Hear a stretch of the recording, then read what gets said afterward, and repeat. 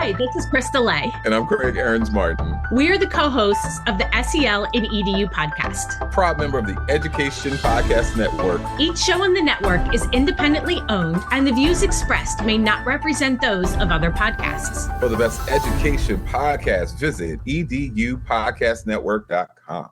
Hey, welcome back. Steve here, and today I'm talking with Chris Rose. Chris is a former teacher who served in several other roles in a school system, including technology director. He is a co-founder of Abre, a K-12 data platform, and this is an awesome conversation. Chris will have you thinking about how Abre can help you. I love this. Thanks for listening. Oh, by the way, before you go, it'd be so cool if you took a minute to help out the podcast. How could you do that? I got 4 ways. 1, you could leave a review at Apple, Podbean, or my website, StephenMiletto.com. You could go to my webpage, StephenMiletto.com, and sign up to receive updates. 3, you could share the links to Teaching, Learning, Leading K-12 with your friends, colleagues, and family members. And 4, on my website, click on my link that says Buy Me a Coffee. And by doing that, you could donate $1 or $2 to help me with the costs, associated with producing the podcast. That would be so cool. Thanks so much. Enjoy the show. It's the Education Podcast, your favorite show, with lots of groovy guests and they share what they know. So crank it up to 10 and let your neighbors know that here's another show with Dr. Steve Miletto. Teaching, learning, leading K-12. Teaching, learning, leading K-12. Teaching, learning, leading K-12. With Dr. Steve Miletto. Zach VanderVeen and Chris Rose are the co-founders of Abre, a modern K-12 data platform that centralizes tools, analytics, and information for educators, students, and families. They serve as the company's Chief Innovation Officer, and Chris is the Chief Product Officer, respectively. Zach and Chris began their careers in the classroom as teachers, later taking on roles across education, including administrators, coaches, and technology directors. Through their work, they saw firsthand how fragmented and outdated education software made it harder for districts to support students effectively. What started as conversations about breaking down data silos in their own school district ultimately led to them to found Abre. Today, Zach and Chris continue to draw on their classroom roots to address the real challenges districts face, working to eliminate the data disconnect and make information more accessible, useful, and impactful for educators in the communities they serve. Chris, thanks so much for being here, and welcome to the show, and say hi to everyone. Thank you. Thanks for having me.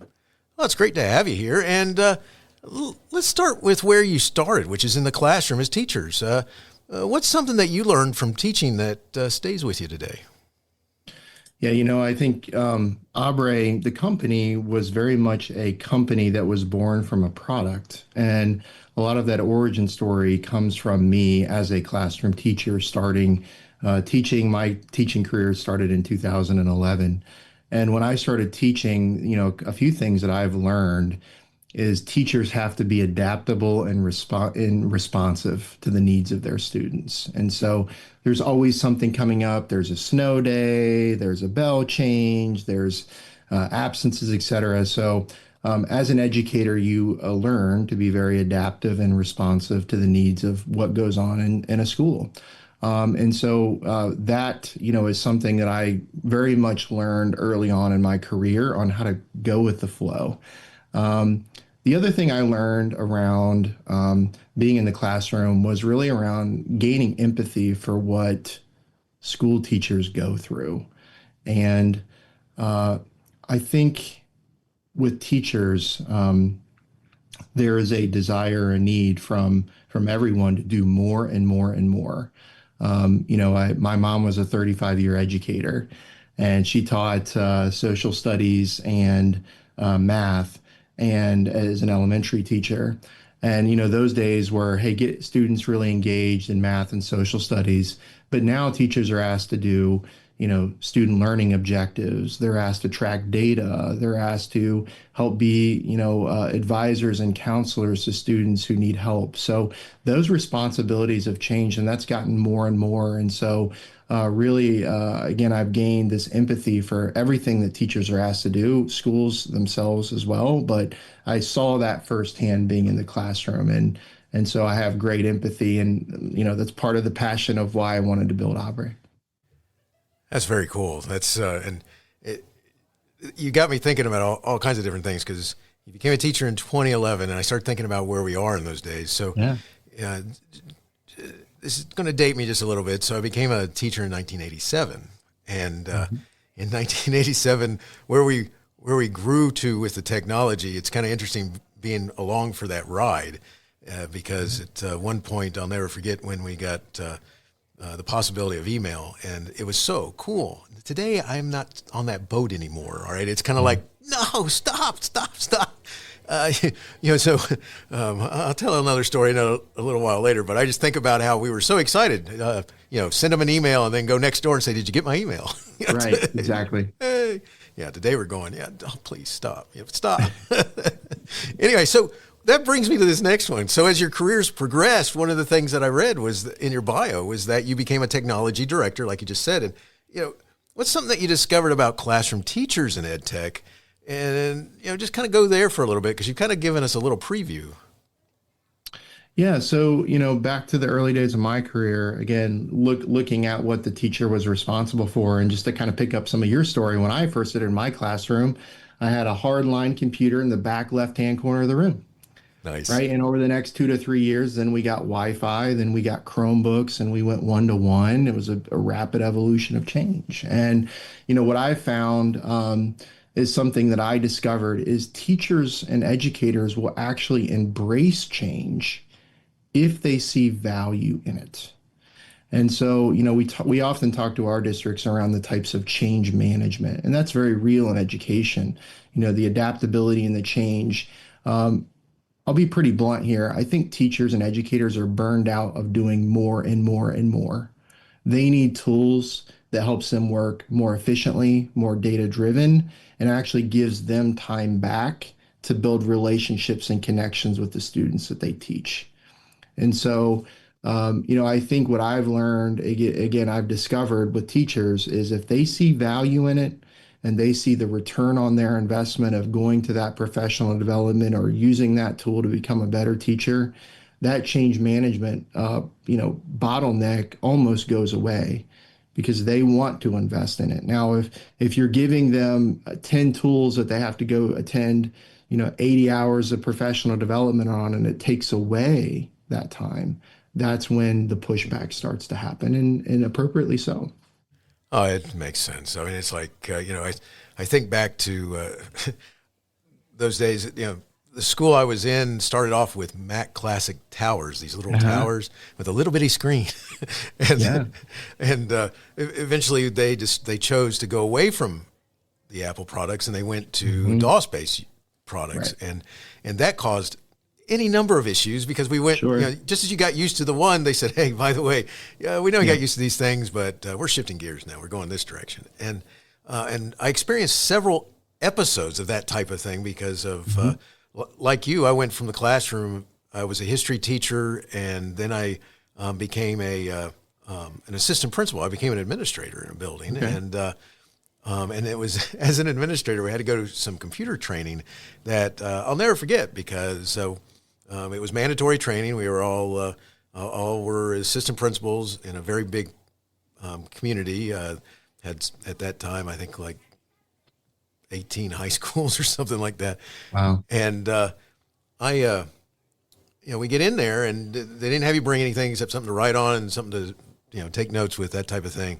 And you get in there, and they're explaining to us about this cool software that we'll get with the computers when we get the computers. So we spent like almost 2 hours with no computers in the room learning about these computers and this software. So that is one of those things that, if you want to make people go, not sure this is a good use of my time. Sure. Yeah. I mean, I remember, quick story on that. Like, I remember, and this kind of gets into maybe some of the future conversation points.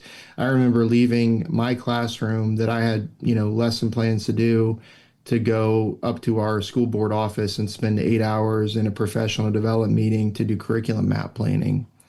It took us 6 out of the 8 hours to get the Word document to open up and for us to start curriculum mapping. Wow.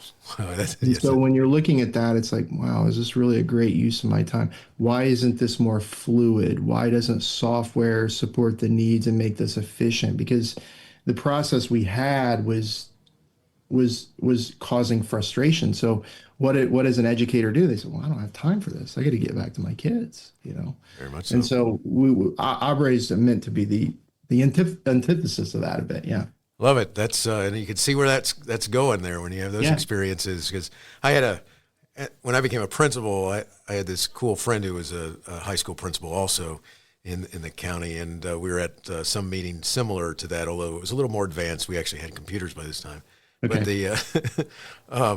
But it was something similar to what you were talking about, except we didn't have to we actually got the software to open up. But the problem was that it was one of those things where you're thinking, I'm pretty sure this training could have been over with in like 30 minutes.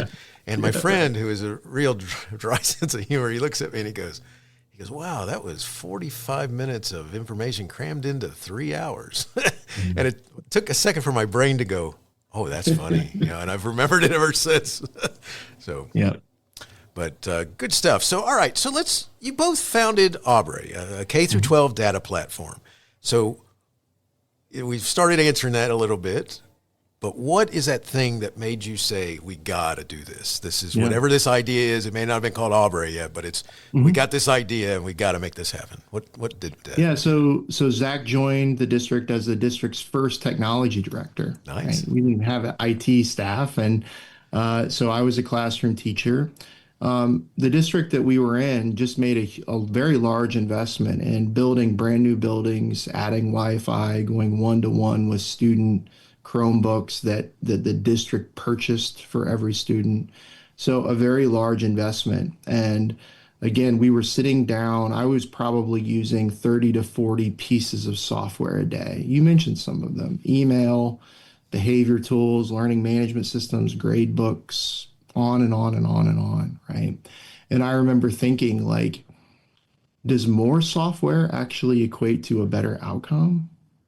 Because I'm spending more time navigating the software, and my students, when they opened up the Chromebooks, they were saying, Mr. Rose, where do I go? Do I go to the grade book? Do I go to the learning management system? Do I go to the communication tools? Where do I start my day? And so Zach and I started thinking, what does this modern software look like that goes with the modern one-to-one devices and Chromebook that we invested in? And so we started to say, is that a student information system? No. Is that a learning management system? No. Because again, learning management systems, no knock on them, they're designed for teachers. But we had 2,000 staff members, and a lot of them were not teachers. They're intervention specialists, they're principals, they're coaches, they're bus drivers, they're on and on and on. And we wanted to give them a centralized place to go as well to get information they needed. And so we started to really whiteboard and look at, where do you start your day? And of course, that phrase, like I said, came to, you start your day with Abre. And so we set that to be the homepage of the Chromebooks. We gave them a simple place that we didn't make them create an account. We were already a Google for Education school, so they opened it up. They were already logged in, had all of their data, and it was role-based. So again, I think what we very much saw is, once I rolled this out, actually, I started to dabble in this in my classroom. And I remember Zach came down, he was just hired, and he said, what are you doing? And I thought I was going to get in trouble at first. I'm like, oh, you got this math teacher that's building his own software. And he said, no, I want you to build more of it, not less of it. So that was very empowering to me. And I left the classroom in 2014 to basically go up to the board office with Zach and say, okay, what does this look like in 2025 or 2030 or whatever? What does this modern system look like? And we started to have basically like the perfect ability essentially to talk to our teachers and our parents and our staff members, et cetera, to make sure that when they opened up that device, that it was enriching their job or their experience to be able to better educate and better know what's going on than just going out to those single tools. Yeah. I love that. That's awesome. That's really cool. You're thinking that way. You're looking forward, so far forward also. Yeah. You know, too often that's not really what happens, because what ends up happening is a lot of times the system, I had this discussion. I'm a principal, and the system was adamant they were going to buy these audio-visual tools for every classroom. They're going to outfit every Yeah. classroom with this incredible interactive board and then a mounted LCD projector that it connected with the board so it could go to the internet. And then you had this audio system inside that had these speakers mounted. And the funny thing is that I said to them, I said, I appreciate what you're doing. And I said, I love technology. But if you just give me 5, and then let's put those in 5 classrooms where I get the teacher to volunteer to be the teacher it's in their classroom. Mm-hmm. I said, those teachers will then use it and they'll make the other teachers go, ooh, what is that you're doing? Yeah. I said, but if you just put it up in the classrooms, you're going to end up with stuff that's, the interactive whiteboard is going to be used as a 1970s screen for a projector. A modern overhead projector, right? Yeah. And I think you hit on something there that's really important. And we looked at this through the lens of Abre, which is like, why did you do this? Because, again, obviously the frustration and the overwhelming of having all these tools. But then we started to look at the return on the investment and, not mentioning any brands or anything like that on this. But, our learning management system was only used by 20 staff members on a weekly basis. Wow. So you start looking at those numbers and you're like, okay, well, what is that? Whether it's whiteboards or interactive whiteboards or whatever, what is the return on the investment and what impact is it having for the district and students? Yeah. It's so important. What a great discussion. So, all right. So I got to ask this because there's 2 of you. You're the co-founders. You create Abre together. So what's it like working together? All right. That on something. I mean, because I don't know about you, but sometimes you got an idea and you just kind of move forward with it, and then someone says, "Well, back up the truck, man. I want to." So you got how well you guys work together? How was that like? Yeah, Zach and I still talk about this quite a bit of like what makes that chemistry work well. I think philosophically, again, we're educators at heart, but we also are firm believers in the intersection of technology and instruction. And we've hit on this a little bit, but technology for technology's sake is terrible. It really needs to have the purpose for enhancing instruction or enhancing it has to have a purpose and a measurable impact. And so I think philosophically, Zach and I aligned on that front. We also aligned on the front of aesthetics and simple and easy to use. Too often would we buy the software that had every bell and whistle. And that was great for the 5 teachers that used it every week. Right. But, sometimes you can have overly engineered software that is extremely complicated, and that is not, doesn't create a great ROI for the district. So Zach and I philosophically aligned on a lot of that. It was really great to be able to, when I left the classroom, my office was right next to Zach's, and we would say, okay, if we could, again, I remember going into Zach's office. His office was a lot better than mine. He had a whiteboard, and we'd say, okay, well, we've got these Chromebooks. We've got these modern buildings with Wi-Fi. What does that future look like? And again, companies should be doing this today. We still do this today at Abre, is really thinking about it from the school district level and the user level. But I would say being able to, go in the office, and it couldn't be our entire day. We were doing other things too, but really designing this system on a whiteboard and then having the ability to translate that into code and roll that out to software incrementally, like you did with your interactive whiteboards. Let's try this with this building. Let's try this with this group of parents and get that immediate feedback and be able to innovate true innovation and say, okay, we've gotten this input. Let's make that enhancement. Let's make that tweak. Let's refine this. And then over the course of the next 2 to 3 years, you wind up with a product that's like, wow, this was built by educators for educators. That's awesome.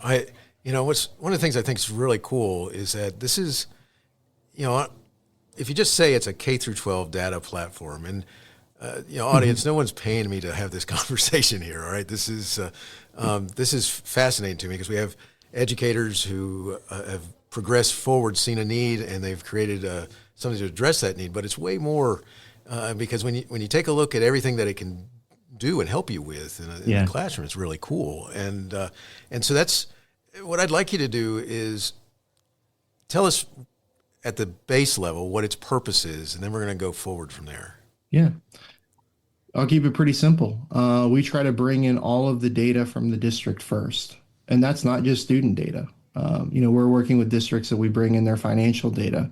We bring in teacher effectiveness data. We bring in data around family engagement. It's really around all district data, as much as we can, the district will allow us to get, right? And the more data that we can get, the smarter that we can get with them on helping them understand the impact of what's working and what's not. So step one, we bring in all the data. That's the collect part.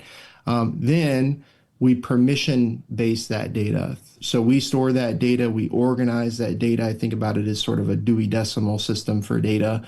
And so we organize that data within our data warehouse.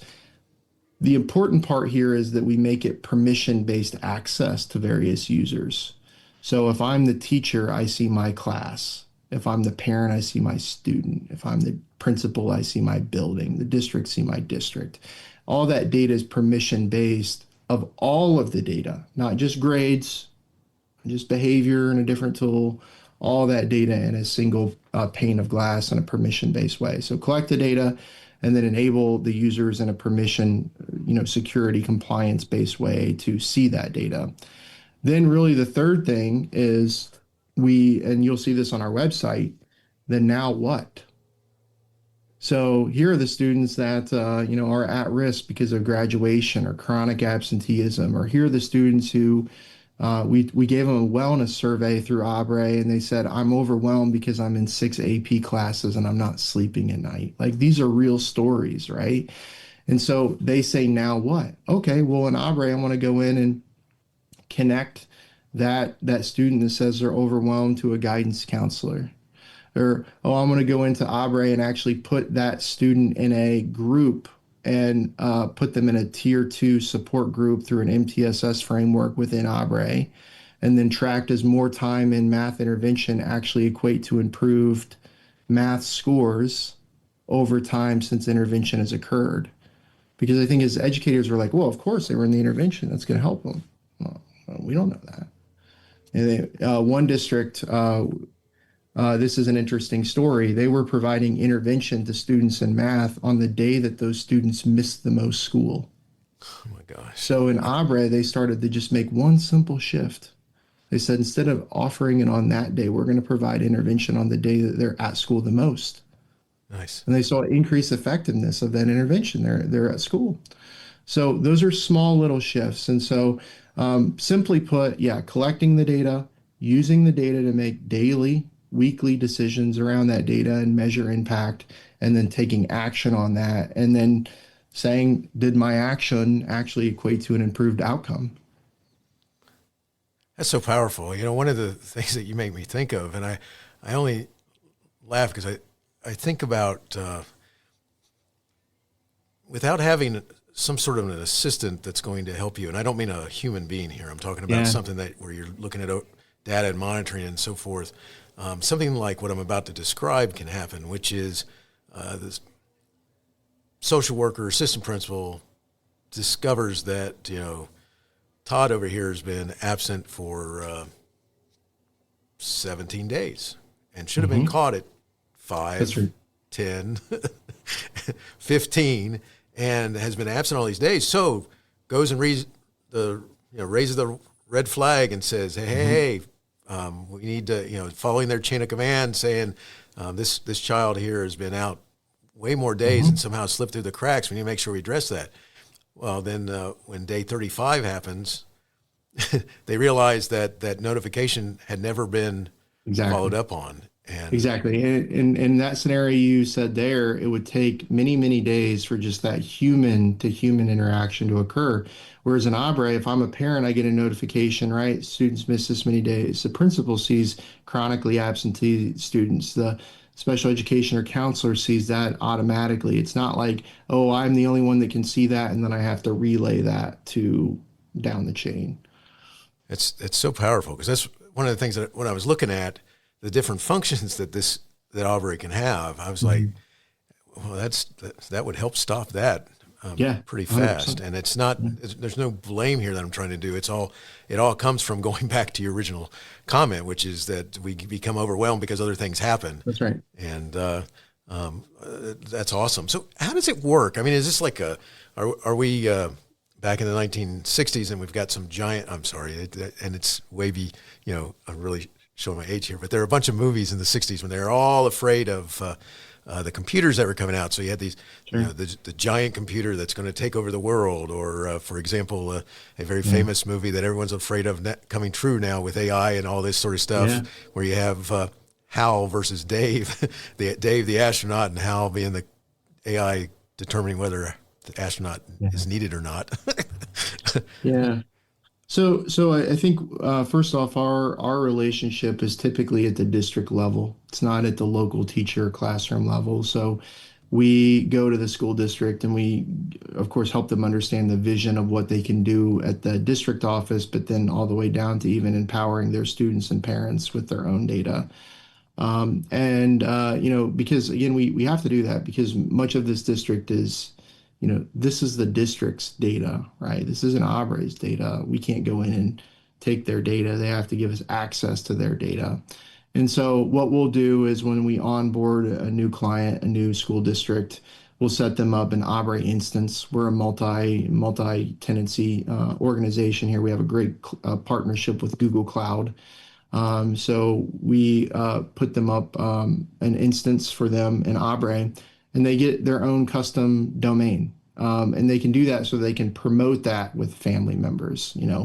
I jokingly said when I was in the district, nobody, and I won't say the name of the company, but I said, they don't know who XYZ is. They know who our district is. They're not up to all the lingo of EdTech software tools. So again, it allows the district to promote their brand with Abre. And so the district will set up the instance, and then we'll say, well, what is the data that we need to get the most to have the fastest impact? That might be attendance data. That might be behavior data. That might be benchmarking assessment data, whatever it is. And that goes on forever, quite frankly, because more and more data over time. I don't think in 2021, districts were doing a great job of doing things like wellness check-ins or asking students how they were feeling. That was sort of in response to some of the pandemic. So now we get that data in, which is new type of data. So that data integration goes on forever, the more data that the district gets, and obviously if they change vendors, et cetera, that's constant. But then we really try our best, once we get some meaningful data, is to go directly down to the principals and the teachers to say, hey, all that work you were doing in spreadsheets before, or during your TBT meetings after school that you had to go the old school Scantrons, I got to go here it all is. Here it all is. And they then are kind of I remember talking with one principal, I kid you not, and I remember when we did the rollout early on, they said, you've given me back my weekend. Nice. And that is what I care about, because that principal now is okay, now I have all that data I was manually doing and collecting. Now I can actually spend my time using it. And so that's how it looks like. And then once you start to roll out more functions and features, it can't happen overnight, but districts start to sort of self-reflect. They say, we're not tracking attendance very well. We're not tracking behavior or wellness very well, or maybe we're not putting on students on intervention plans and tracking that. Maybe that's happening in Google Docs or something, and we need a better way to do that.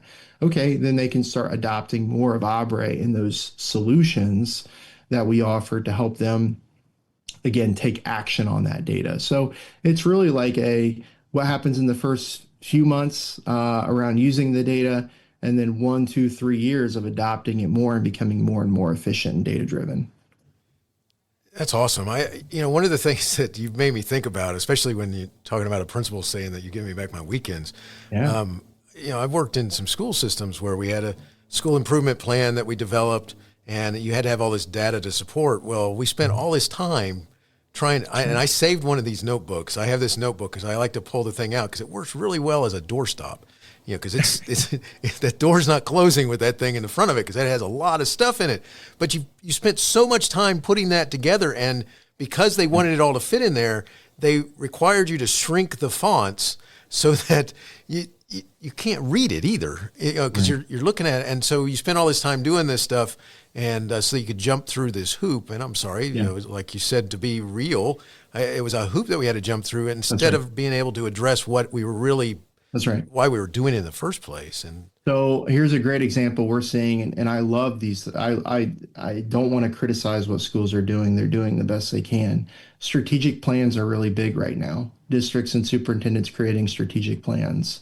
Most of the districts that we go into and look at these strategic plans are PDFs, and they're aspirational. So, priority one of the strategic plan might be increase community engagement. What does that mean? What data are you using to track to say, have you increased community engagement? Is that just putting out emails? Like, is that having parents look at their students' data? How are you measuring that? And so what we'll do is we'll go in and collect, first off, we'll consult and say, well, how do you want to measure success around your strategic plan?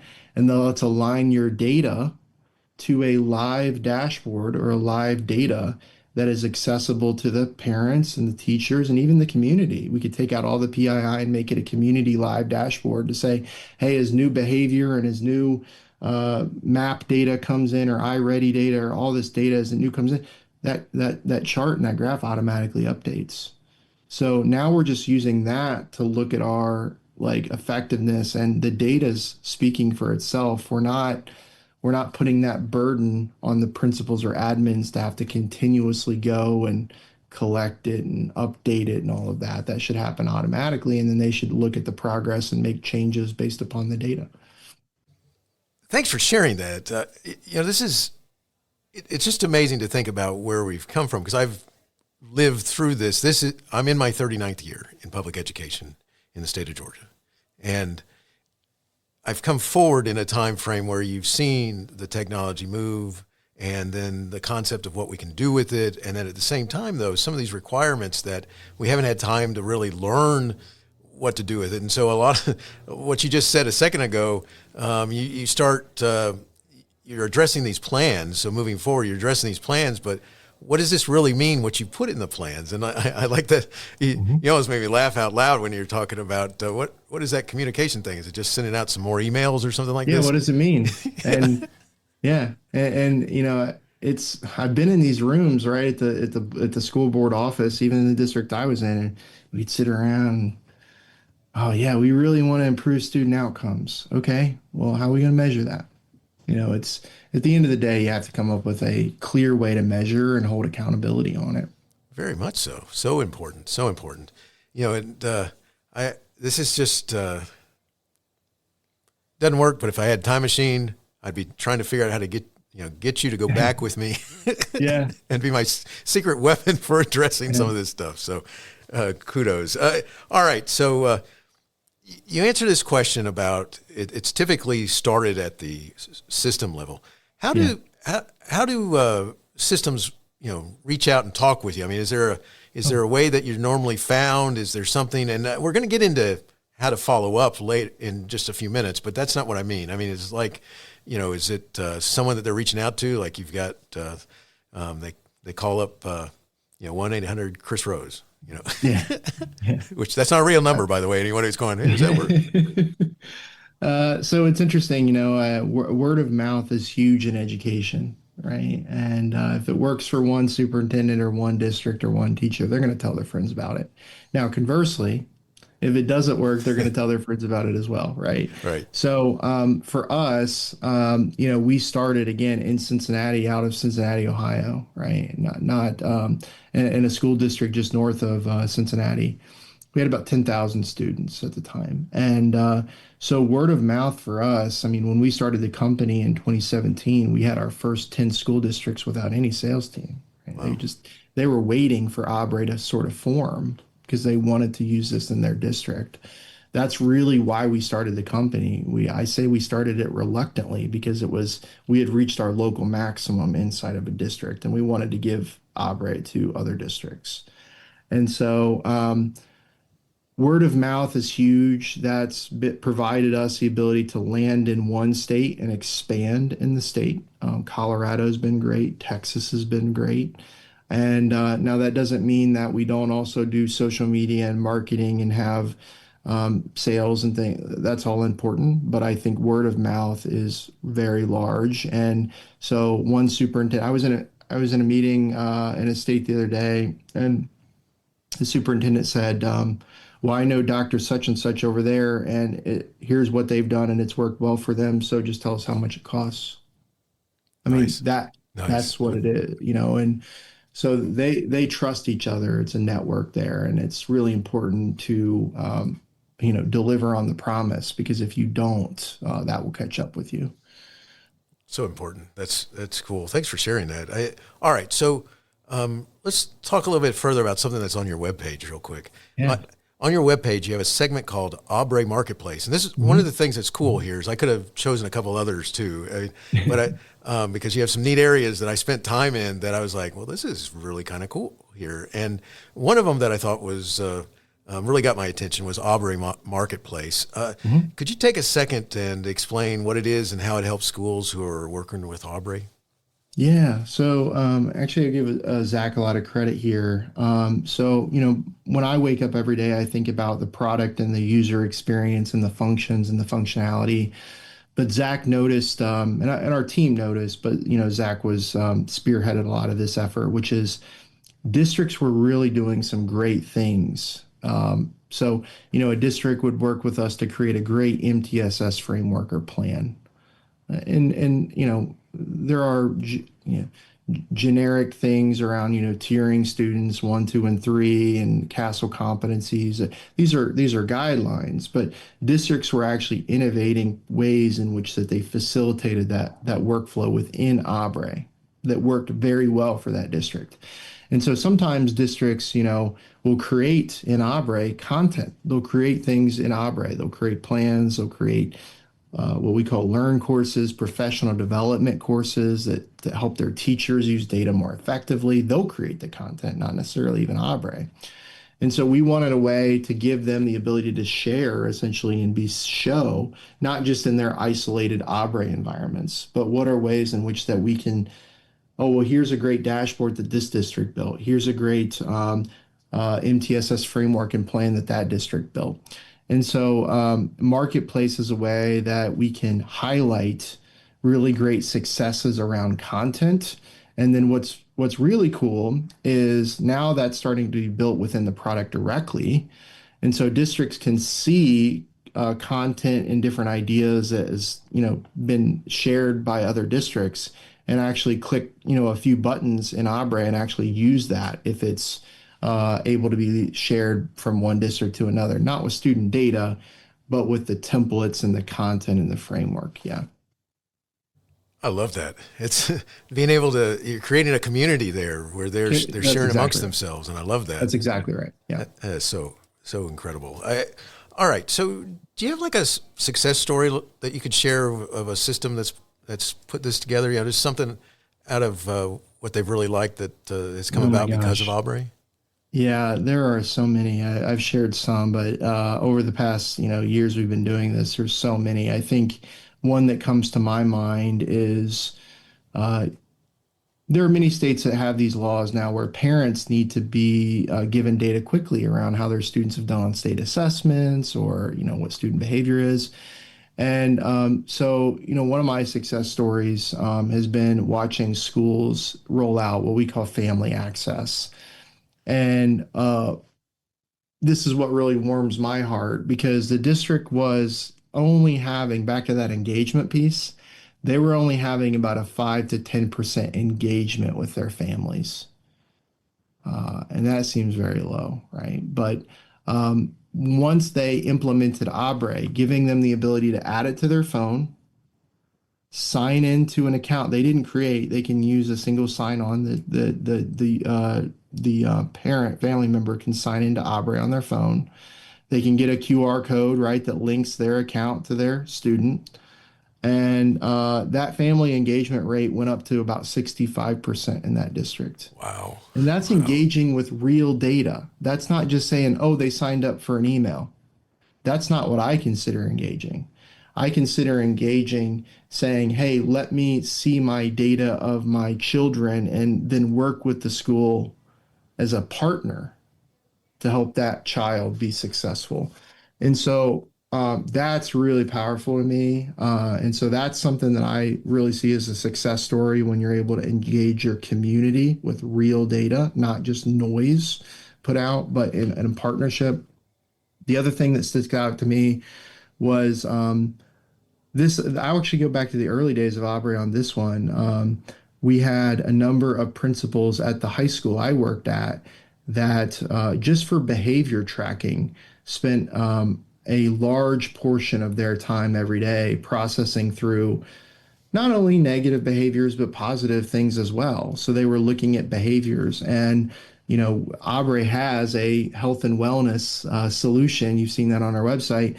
So when we built that within the district I was in early on, again, I saw those principals go through, they'd spend 30 minutes on a process, and we got that down to like 3 or 4 minutes.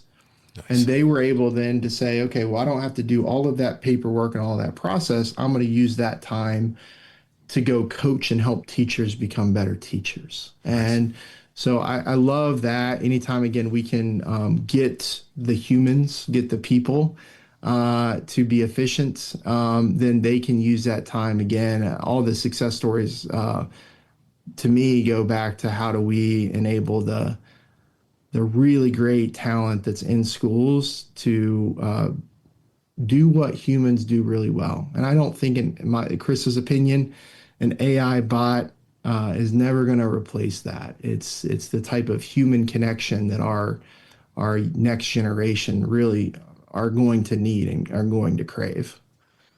I love that. That's awesome.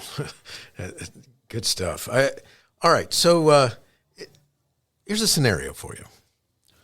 If you were the closing keynote at a conference where the audience is composed of superintendents, district's leadership staff, and data support team members, what is something that you would tell them that you'd want them to be talking about when they left the auditorium?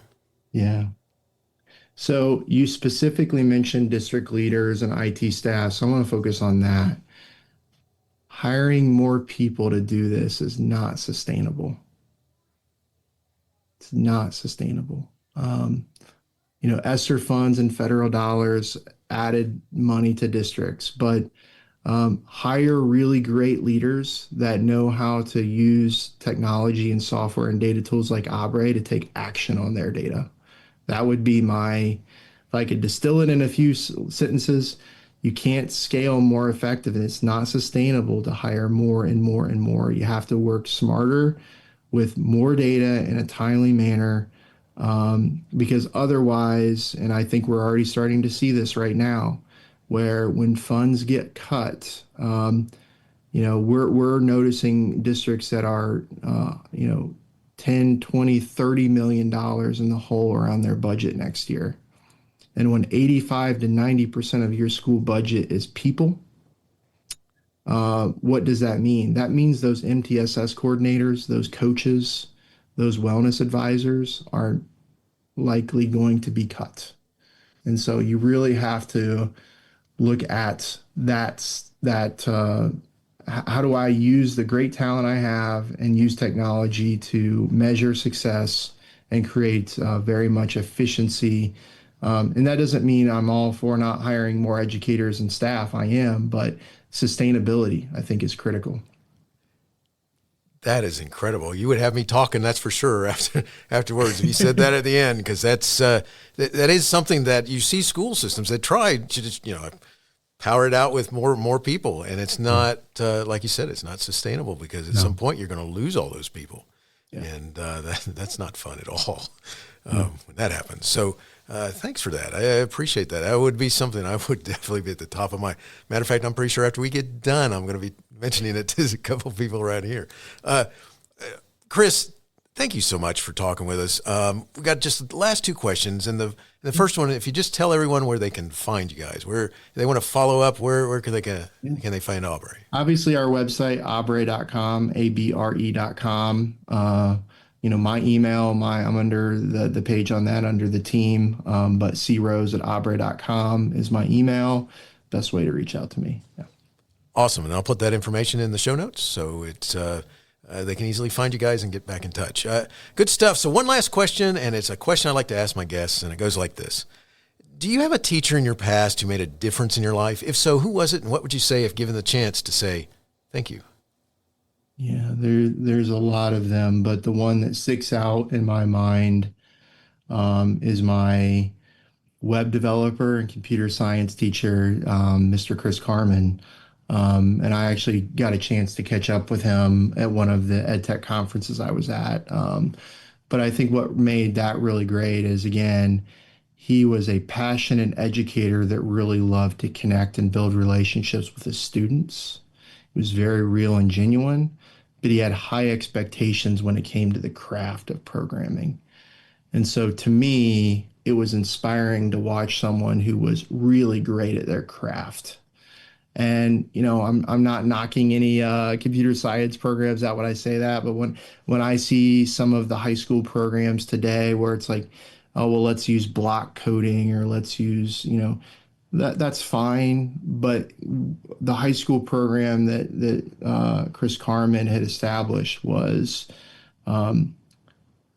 really top notch when it came to the craft of programming, object orientation and programming and efficiency, and creating real projects that we used in our building to create more efficiency for teachers. And, we were building software in the high school for the high school teachers when I was a student. So I think that just really instilled in me around, okay, I love programming, I love education. This is how those two can be married together to really help educators, while also, like I said, just doing and having a high expectation and a high caliber of work. That's awesome. Love it. Love it. Love it. Love it. Good stuff. Thanks for sharing. And Chris, thank you so much for talking with us about Abre. You have an awesome focus. I love this information. You got me thinking about all kinds of ways that it could be used. So, but thank you for sharing and wishing you the best in all you do. Thank you. Hey, you have been listening to Teaching, Learning, Leading K-12, a podcast to help you help kids achieve their dreams. Teaching, Learning, Leading K-12 is a member of the Education Podcast Network. Podcasts for educators, podcasts by educators. Teaching, Learning, Leading K-12 is a member of the podcast network based in Canada called Voice Ed Radio. Voice Ed Radio, your voice is right here. The opinions expressed on Teaching, Learning, Leading K-12 are those of the guests and host. Teaching, Learning, Leading K-12 is intended to share ideas, advice, and suggestions. Teaching, Learning, Leading K-12 is produced for educational purposes. Hey, thanks for listening. It would be awesome if you visited my website at stephenmiletto.com and connected with me, left a review, and listened to more episodes. And by the way, you could also share it with your friends, with your family, and your colleagues. Thanks so much. You're awesome.